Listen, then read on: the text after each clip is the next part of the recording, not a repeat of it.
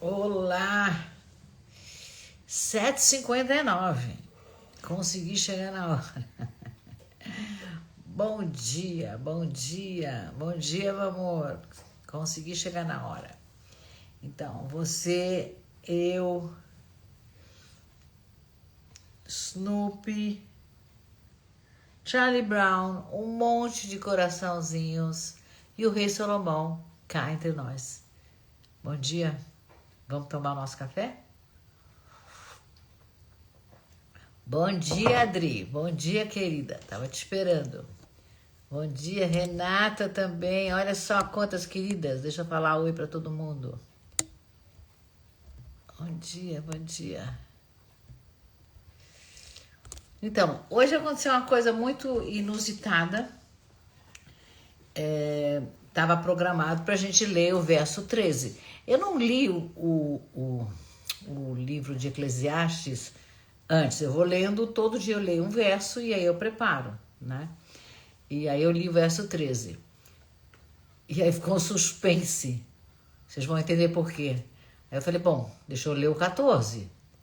Aí mais ou menos ele preparou e só no 15 ele contou. Então ele fez um versinho, mas ele dividiu em três partes, ok? Então hoje nós vamos ler o verso 13, o 14 e o 15. Porque são curtinhos para fazer sentido, senão não tinha sentido nenhum, tá bom? Então eu vou indicando qual é o verso cada vez que eu for ler. Então vamos começar com 13, que diz assim. Começa assim, só isso. Também vi esse exemplo de sabedoria debaixo do sol que me pareceu grande. Então, ele viu um exemplo de sabedoria que pareceu grande. Esse é o verso 13. Então, ele começa dizendo o quê? O que ele diz? Eu vi. Ninguém me contou, não é uma teoria da conspiração. Eu vi. Eu sou testemunha daquilo que eu vi. Não estou conseguindo acertar essa câmera hoje. Acho que assim tá bom, né? E no final ele diz, o que eu vi me pareceu grande. Então, o que ele viu que pareceu grande, né? A gente não sabe o que é, né? Mas tem um ensinamento aí nessa frase. Diz assim, só um minuto, tô tentando não espirrar.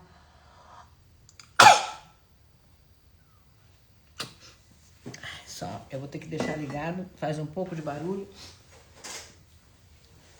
Mas é que eu botei uma blusinha de verão e ainda tá 20 graus, que pra mim significa frio.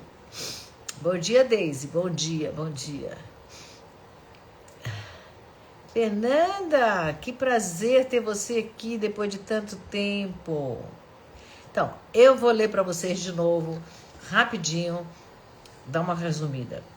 Hoje, excepcionalmente, era para eu ler o verso 13, mas eu vou começar lendo o verso 13 e vocês vão entender que eu não consegui nada com o verso 13, fui buscar o 14 e o 15. Então hoje nós vamos ler o 13, 14 e o 15. E o 13 começa assim. Também vi esse exemplo de sabedoria debaixo do sol que me pareceu grande. Então Salomão começa dizendo, eu vi, ninguém me contou, não é fofoca, eu mesmo vi, né? E ele afirma, e o que eu vi me pareceu grande, né? A gente não sabe o que é. Ele viu algo que pareceu grande, né? Mas mesmo nessa frase, eu encontrei um ensinamento. A sabedoria não grita. Ela precisa ser reconhecida, né? Ele viu, ele está afirmando, eu vi e o que eu vi era grande, né? O Hellinger dizia, o essencial atua em silêncio, né? O essencial é em silêncio. Então, a grandeza não é barulhenta. A grandeza está onde? Na lucidez. Então, esse é o primeiro passo, o verso 13. Aí eu fui para o verso 14, saber o que ele viu, né? Então ele conta, havia uma pequena cidade com poucos homens nela. Veio contra ela um grande rei, cercou a cidade e levantou contra ela grandes baluartes. Começou a entender um pouquinho. Entrou tensão nessa história do Salomão aqui. Uma pequena cidade, poucos homens, poucos recursos, contra ela um grande rei, um exército, um cerco, baluartes erguidos, né?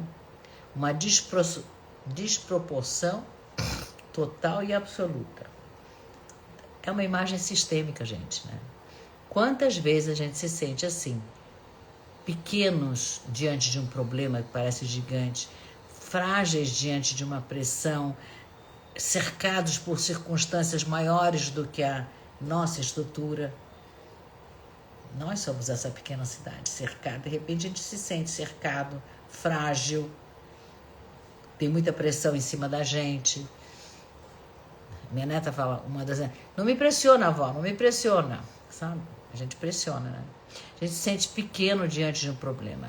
Então, a cidade pequena que o Salomão está se referindo aqui, pode ser a família, pode ser um projeto, pode ser uma pessoa, pode ser um sistema vulnerável, né? Pode até ser uma saúde vulnerável. Então, e o rei, o que o rei pode ser? O rei pode ser uma crise, um padrão antigo, uma dívida, uma doença, uma força estrutural maior, né? Então, Salomão está construindo uma cena e ainda não revelou a solução. Ele quer que a gente sinta esse cerco. Então, ele está dizendo assim, que ele viu, o que ele viu era grande, um rei cercando uma cidade enfraquecida, com pouca gente para se defender, né? E aí eu fui para o verso 15. O que ele viu? Então, ele falou...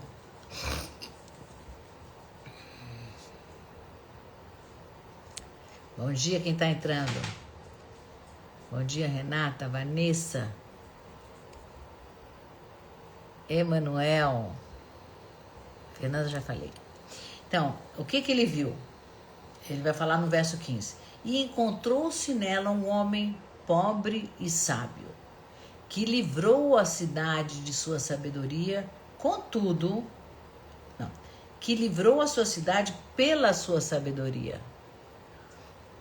Contudo, ninguém se lembrava daquele pobre. Bom dia, Renata. Outra Renata, mais uma. Então, ele livrou a cidade e ninguém se lembra. Vocês lembram daquela música do Chico? Joga pedra na Geni, ela vem pra Nanã, joga pedra na Geni. E no final, quem salva a cidade? É a Geni, né? Mas todo mundo acabou, salvou, ninguém nem mais lembra dela. É o que Salomão está falando aqui. Encontrou-se nela um homem pobre e sábio, que livrou a cidade pela sua sabedoria. Contudo, ninguém se lembrava daquele pobre, né?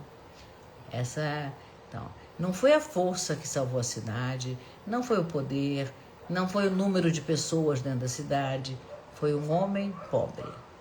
O que significa um homem pobre, né?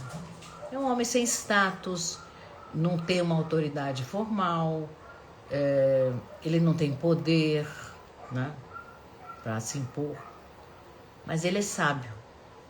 Então, o que acontece com esse sábio? Ele vê o que ninguém viu. Salomão está falando dele, gente. Um homem sábio. Ele vê o que ninguém viu. Ele encontra uma saída que não depende do confronto. Olha o que está acontecendo agora entre os Estados Unidos e o Irã. Estão procurando uma saída que não dependa do confronto, né? Hellinger dizia, a solução não está na luta, mas na ordem. A solução está na ordem. A sabedoria, ela nos reorganiza, ela não ataca. Quando tem uma briga, duas pessoas estão gritando uma com a outra, ou aqui parece dois cães ladrando, né? O Irã late de um lado, os Estados Unidos late do outro, e a gente aqui fica assistindo. Coisa horrorosa. Mas isso não é sabedoria, entendeu? E são dois cães ladrando. Então, precisa pôr ordem. Segundo Hellinger, a solução não está na luta, a solução está na ordem, né? Então, a sabedoria não ataca. E aí vem a frase mais dura de todo esse texto, desses 3 versos: ninguém se lembrava daquele pobre. Então, um homem pobre, sábio, salva a cidade daquele rei que cercou com exércitos. E quando termina, a cidade foi salva, tudo deu certo, o perigo passou e a vida seguiu. Mas o homem que viu a solução, que sustentou a solução, que reorganizou, foi esquecido, né? Profundamente sistêmico. Profundamente sistêmico. Quantas vezes um membro esquecido é o que sustenta todo o sistema? Quantas vezes o mais frágil, a criança, ela enxerga toda a verdade da relação daquela família, né? E quantas vezes aquele que é mais silencioso, que menos dá opinião, que menos se mete nas histórias, é o que salva toda a estrutura? Quantas vezes, né? E depois que ele salva, depois que tudo está certo, ele volta para o anonimato. Então, o Salomão não está romantizando, ele está, mais uma vez, revelando que a sabedoria pode salvar, mas isso não quer dizer que a gente vá ter reconhecimento pelo aquilo que fez com sabedoria. E aí vem a pergunta, né? A gente busca reconhecimento ou alinhamento? O que a gente busca? Me lembrou tanto do Joga Pedra na Geni do Chico, tanto. Vocês lembram dessa música? É incrível. É justamente nesses versos do Salomão que ele se baseou. De uma forma poética, claro, né? Então, vamos para a visão filosófica. E aí eu juntei 13, 14 e 15. Né? E eu trouxe 2 autores que trabalham essa grandeza e a invisibilidade. Porque normalmente constroem-se estátuas, fazem-se monumentos. Hoje em dia não tem mais estátuas e monumentos, mas tem notícias no Instagram, sabe assim, sai em todos os lugares, todo mundo fica sabendo 1 minuto depois que a coisa acontece, o mundo inteiro sabe o que aconteceu. Eu fui buscar o anonimato. Então achei o Kierkegaard, que é dinamarquês, 1800. Ele tem um livro maravilhoso, chama-se Temor e Tremor. Temor e Tremor. Ele escreve sobre o Cavaleiro da Fé. Eles estão pedindo para eu ler os 3 em sequência novamente. Ok, vou ler os 3 versos em sequência. Tenho que voltar, porque eu não juntei, eu fui separando para explicar. Nossa, que pedido, Paulo. Mas se você está pedindo, eu vou fazer. Então vamos lá. Primeiro verso. Começa assim. Também vi esse exemplo de sabedoria debaixo do sol que me pareceu grande. Esse é o verso 13. Ele viu alguma coisa que pareceu grande, né? E aí ele segue. Havia uma pequena cidade com poucos homens nela.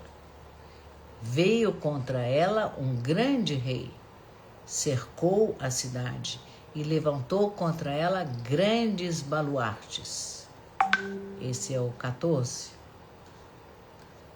E até agora a gente não sabe, né, o que acontece. E ele termina. E encontrou-se nela, na cidade, um homem pobre e sábio, que livrou a cidade pela sua sabedoria. Contudo, ninguém se lembrava daquele pobre. Ok? Tudo bem, Paulo? Vamos para os filósofos. Então, Kierkegaard, ele fala no livro Temor e Tremor, ele fala sobre o Cavaleiro da Fé. O que é?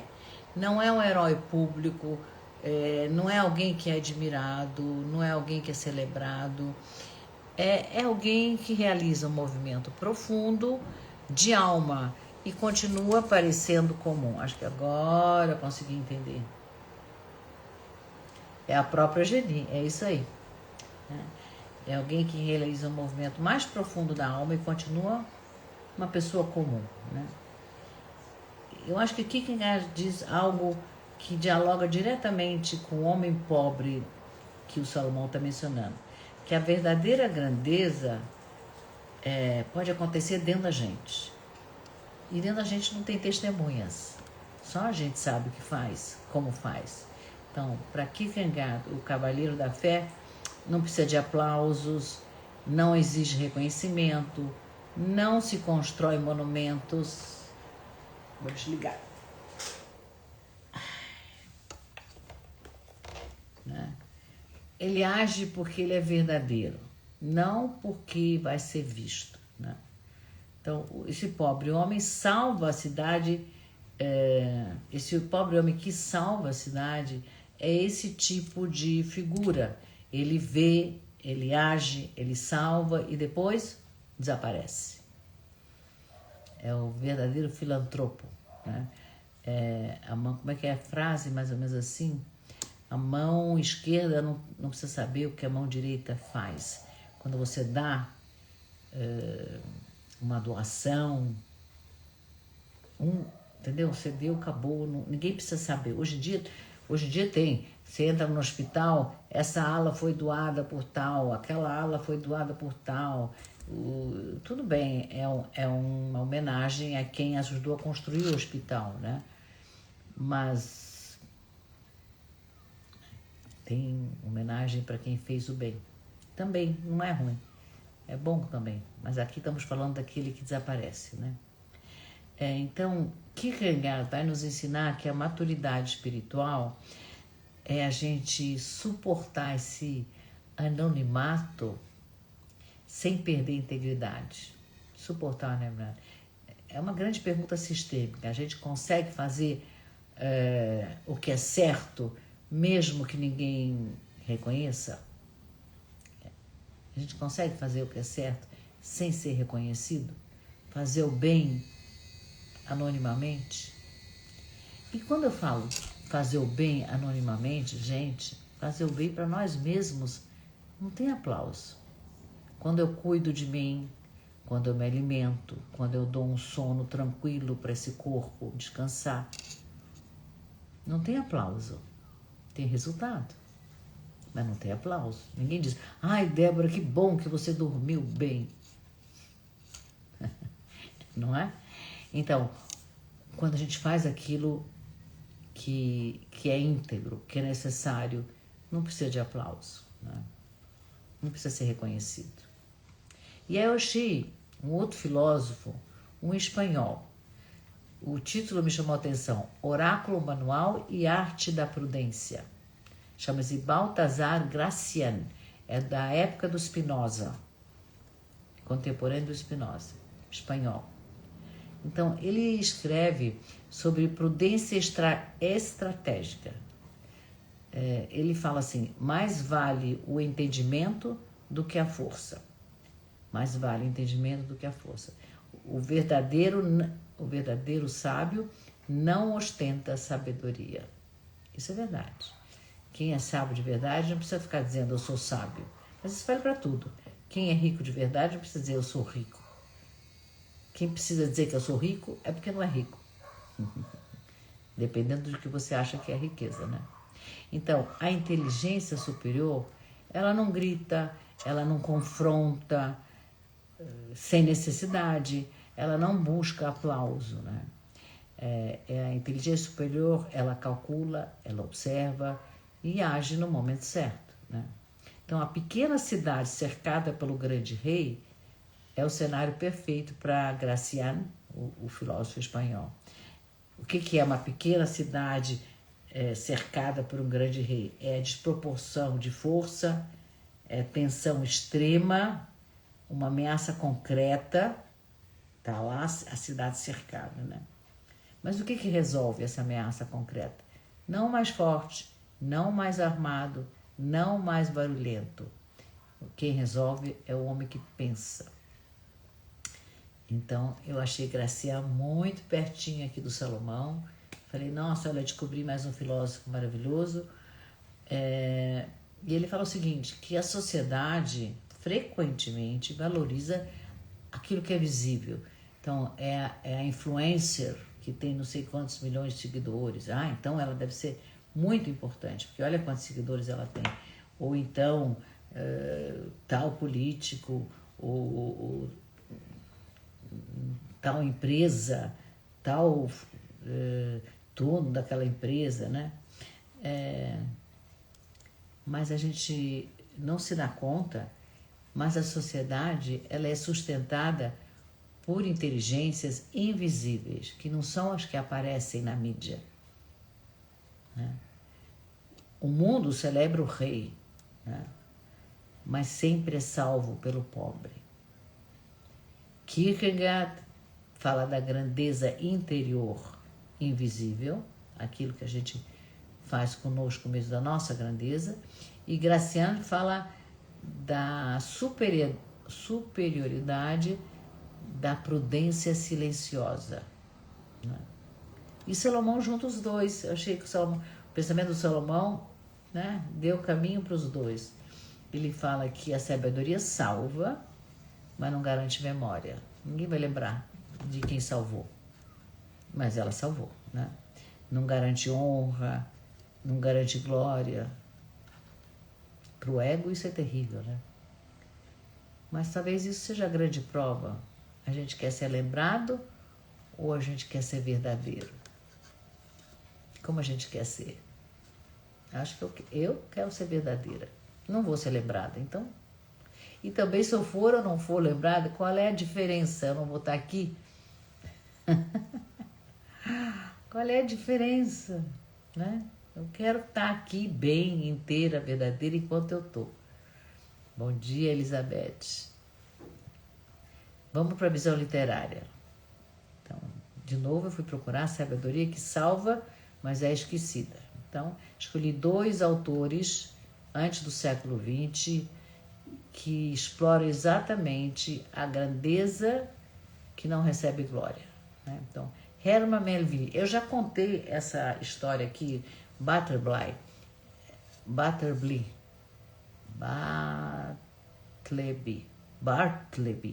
Nossa, que nome. Bartleby. É aquele escrivão que trabalha super bem num cartório,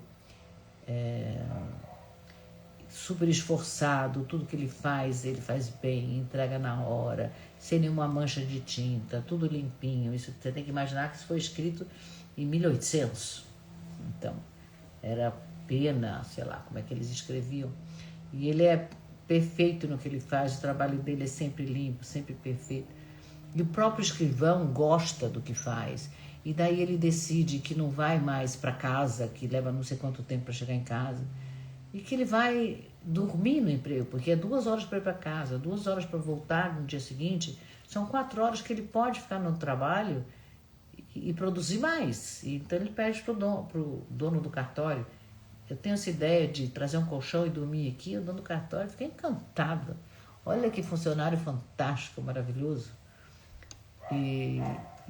E aí um dia chega uma pessoa importante da cidade que precisa de um documento ali na hora, e ele fala: eu tenho exatamente quem pode fazer, e chega para esse Bartleby, e fala para ele: olha, você precisa me entregar, para tudo que você está fazendo, eu quero que você faça isso agora. E o Bartleby fala assim: eu prefiro não. Hã?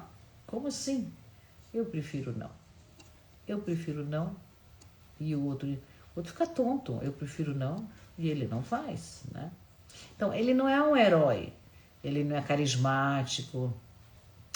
Nem é brilhante aos olhos do mundo, né? Mas ele desmonta uma estrutura inteira com o jeito dele, né? Então, essa frase repetida, I rather not, eu prefiro não, ele não grita, ele não faz estardalhaço, ele continua: eu prefiro não. Então, é uma resistência silenciosa, né? Ele não está enfrentando o sistema, ele simplesmente não participa da lógica do sistema, né? Para!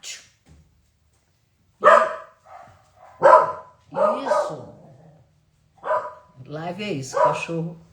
E isso é o que é perturbador.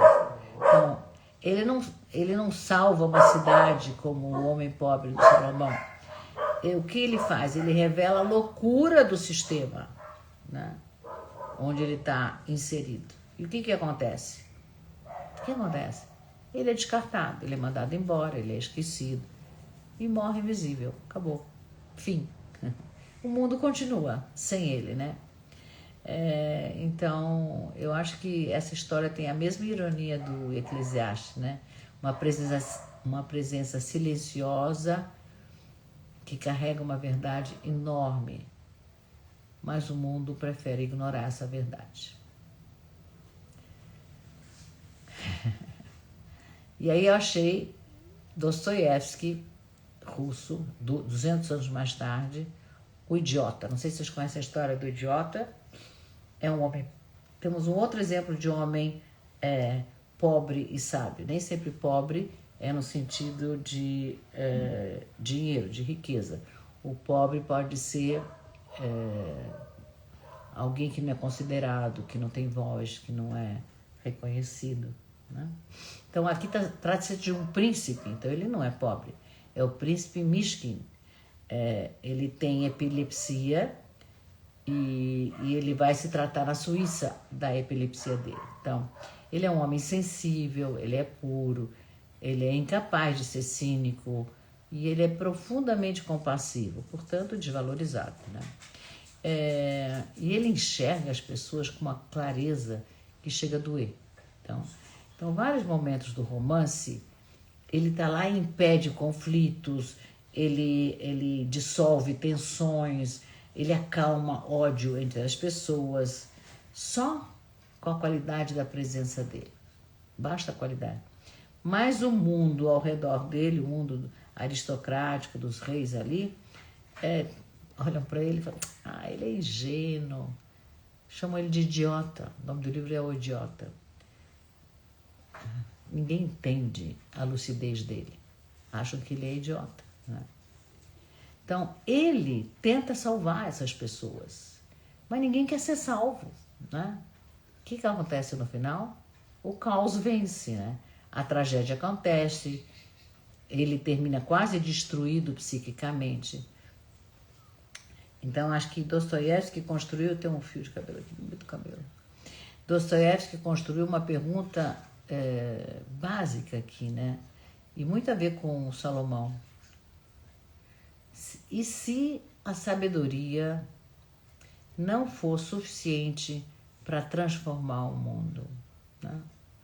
O homem pobre do Salomão, ele salva a cidade, mas ninguém se lembra dele. Mushkin tenta salvar as pessoas e quase ninguém reconhece, né?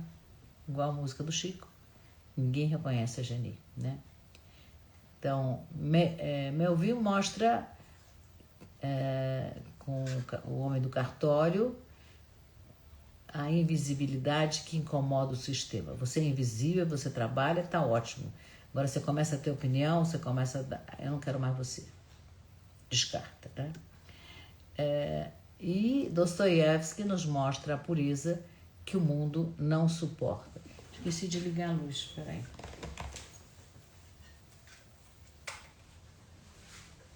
Melhor agora, né?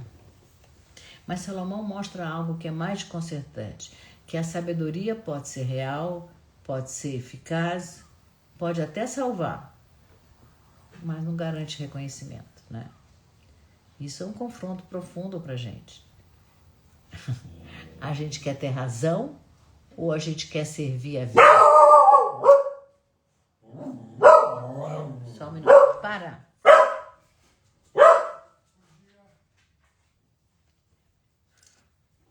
Perdão. Eu não sei, eu tenho um caseiro desde que eu mudei para essa casa, há 20 e poucos anos.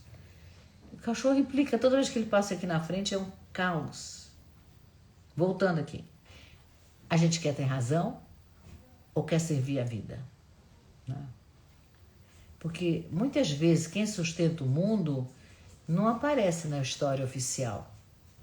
Tem uma história oficial, mas atrás tem os bastidores que fizeram aquilo acontecer, e esses bastidores é que sustentaram todo mundo, né? Sustentaram toda a história. E eu trouxe um filme incrível, incrível. É um filme mexicano. Afonso Cuarón é o diretor, foi 2018, vocês vão achar, chama-se Roma. Roma é o nome de um bairro no México. Eu acho que o filme é extremamente autobiográfico, fui até procurar, e eu li isso, que ele se inspirou na própria infância dele na cidade do México, e o bairro que ele morava chamava-se Roma, daí o título, né? Então, ele conta a história de Cleo, uma mulher que cuidou dele quando ele era criança, era empregada da casa. Então, não é só um drama social, é um filme de memória, uma homenagem à grandeza de uma pessoa absolutamente invisível, mas crucial para a sobrevivência dele. Eu achei o filme lindo, ele é em preto e branco, né? Como se a gente estivesse olhando uma foto antiga. Ele começa bem devagarzinho e olhando para a grandeza silenciosa que talvez a gente não percebe. Quando a gente olha para trás, a gente percebe, mas na hora que está acontecendo, a gente talvez não perceba, né? Então, só quando já passou o barulho do que está acontecendo no mundo, é que a gente consegue olhar e ver, como disse Salomão, eu vi, né? Então, o filme começa assim, o chão sendo lavado. A água escorre pelo chão, e essa água que escorre pelo chão reflete o céu, e no reflexo, no chão, justo está passando um avião. Linda imagem. Não tem pressa, ele começa bem devagar. Então, a história se passa no México, nos anos 70, uma casa de classe média alta, uma família tradicional, e ali vive Cleo, que é a empregada da casa. Ela é jovem, ela é quieta, ela é de origem indígena. No México tem muitos de origem indígena. Então, ela cuida das crianças, ela cuida da casa, ela cuida da rotina, ela faz tudo. E desde o início fica muito claro que é ela, com esse faz tudo, que sustenta aquela família toda, né? Mas a família está rachando. O pai começa a se afastar, cada dia ele chega mais tarde, até que um dia ele sai e não volta mais. A mãe tenta manter a dignidade, mas está devastada. O marido não voltou mais, ela foi abandonado.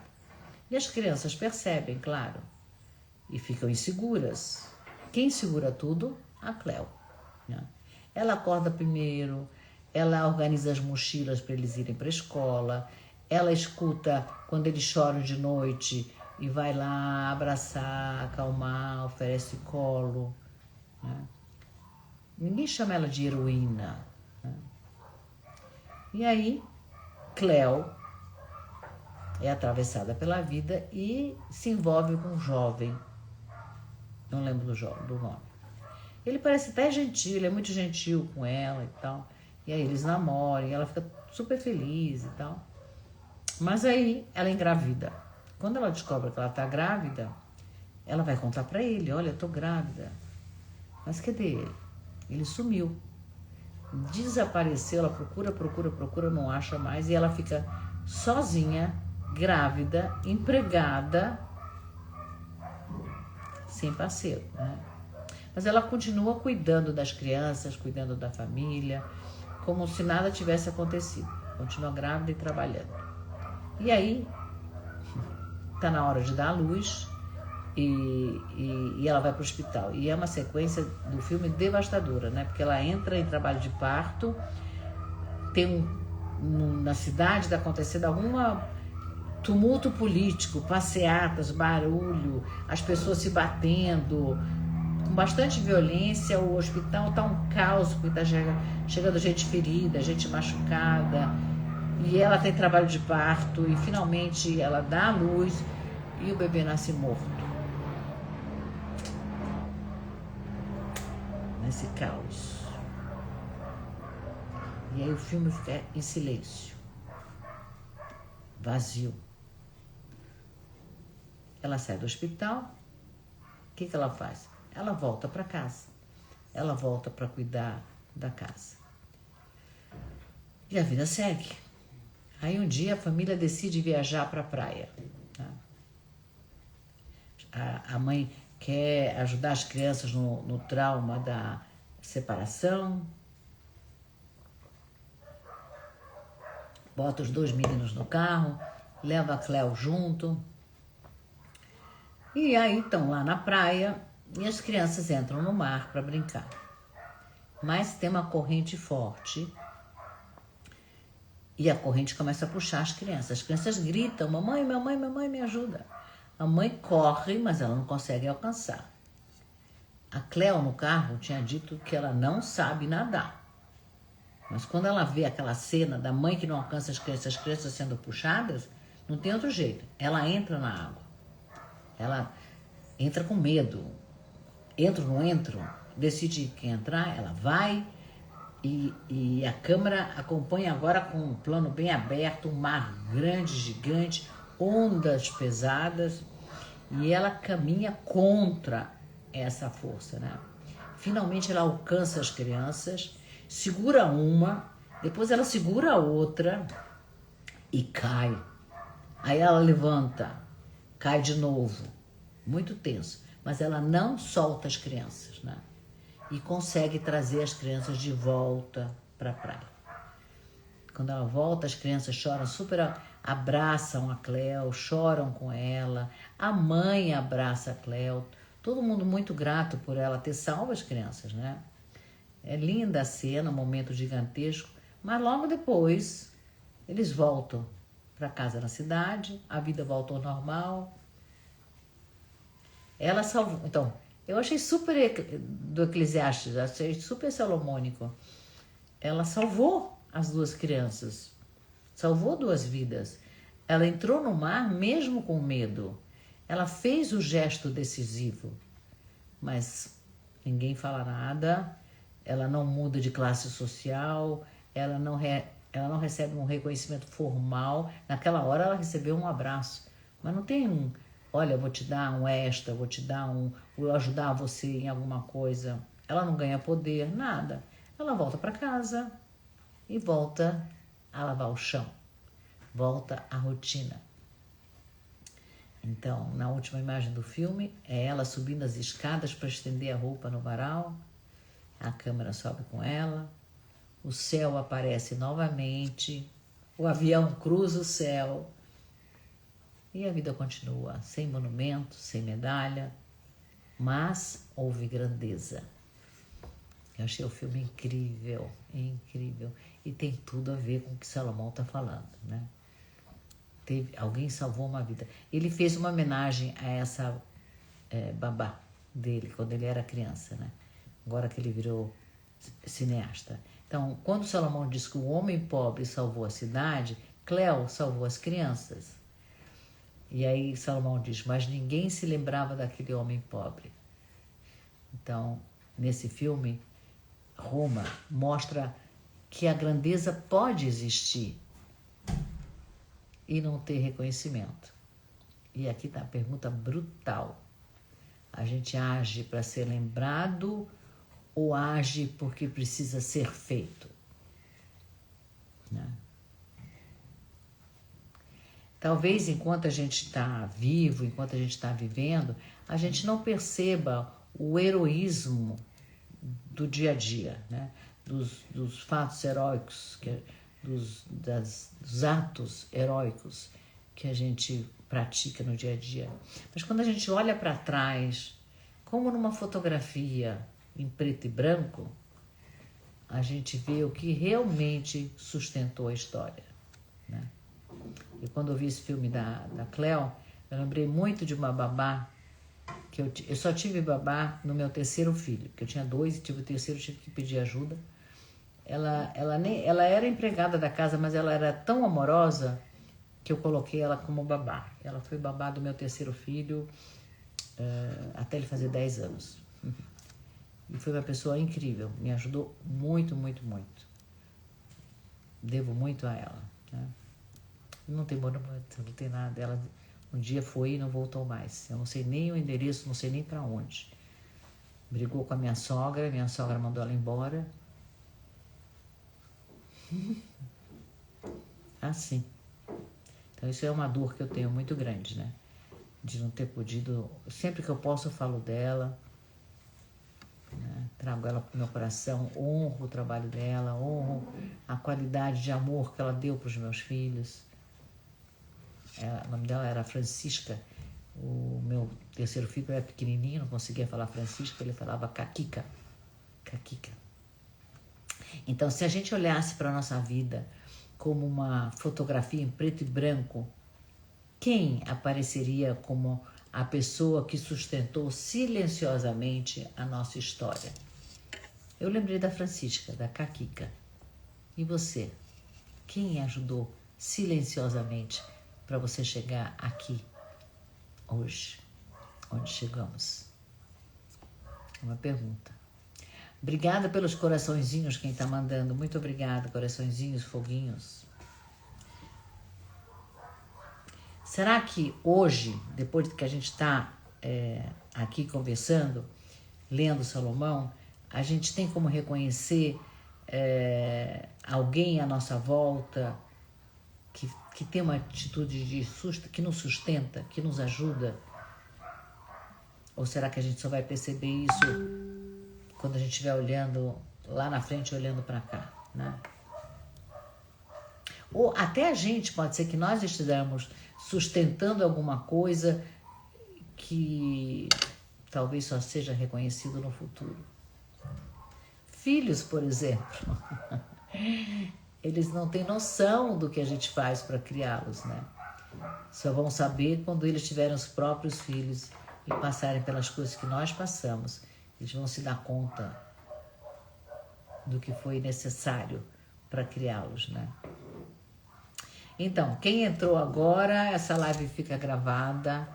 Você pode receber os textos transcritos se você fizer parte da comunidade do Rei Salomão.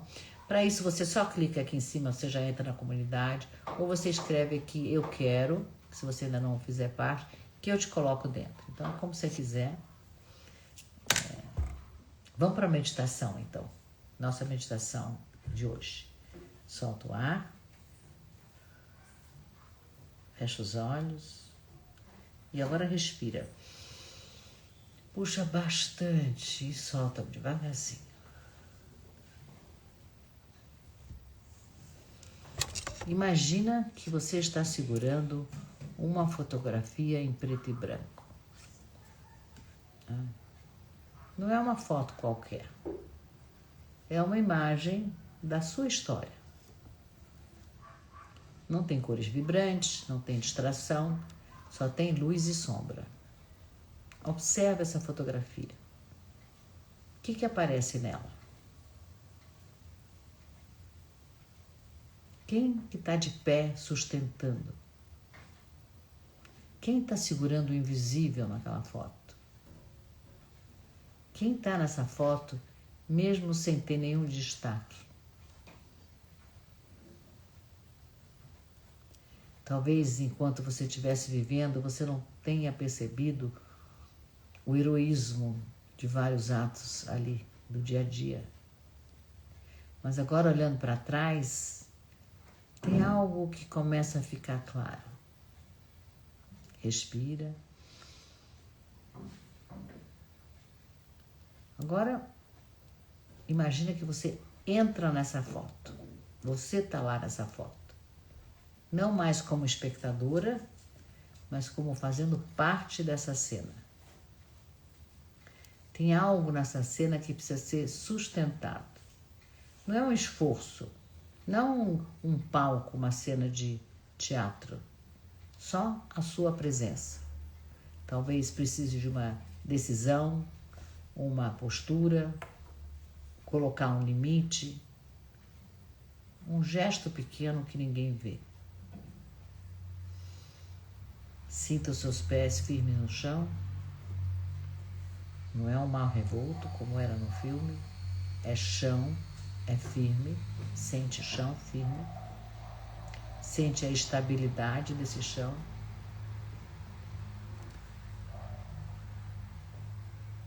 Você não precisa provar nada, não precisa conversar com ninguém.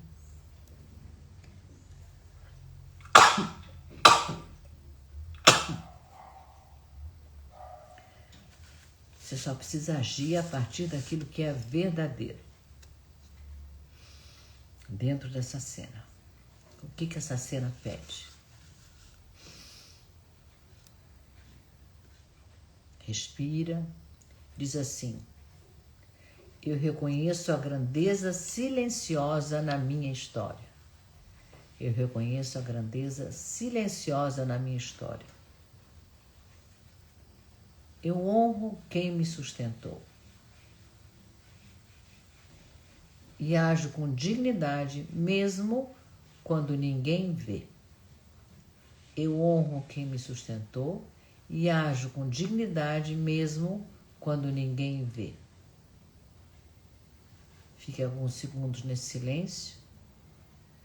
A vida continua, mas dentro de você algo está alinhado. Agora está em ordem. Respira. Quando você quiser, você abre os olhos.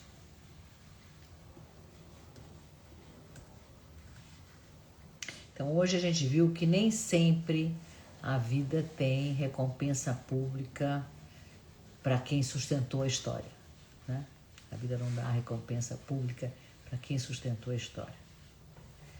Também Salomão nos ensinou que a sabedoria pode salvar, tem um gesto que pode ser decisivo, mas ainda assim o mundo pode não reconhecer, pode não ter aplausos.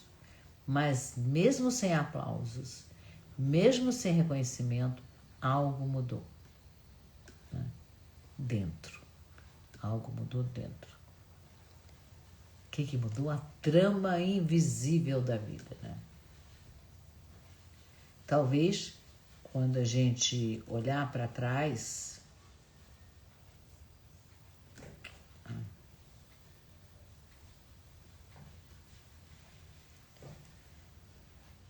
como uma fotografia em preto e branco, né? A gente estava olhando uma foto antiga em preto e branco, a gente vai ver justamente a grandeza silenciosa que manteve tudo de pé, né?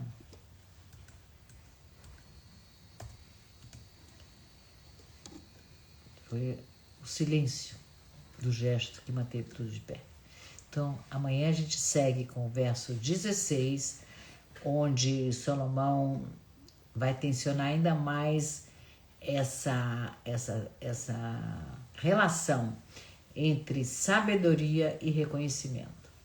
Talvez ele estivesse falando dele, né? Ele foi um dos homens mais sábios do mundo, no seu tempo, claro, e talvez ele sentisse que enquanto ele estava vivo, ele não tenha sido reconhecido. Não sei, estou viajando aqui. Então amanhã venha com o coração atento, porque a gente está entrando numa parte onde a maturidade vai substituir a ilusão. Até agora, Salomão estava cortando todas as nossas ilusões, né?